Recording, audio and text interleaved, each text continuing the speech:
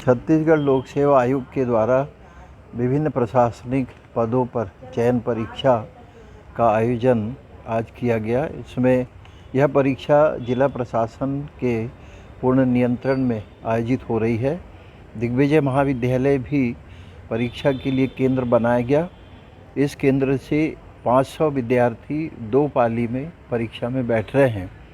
प्रथम पाली की परीक्षा में 500 विद्यार्थी को बैठना था, जिसमें 121 विद्यार्थी अनुपस्थित थे। यह परीक्षा पूरी तरह शांतिपूर्ण और पारदर्शिता से संपन्न की गई। इसमें किसी भी प्रकार का कोई व्यवधान नहीं हुआ।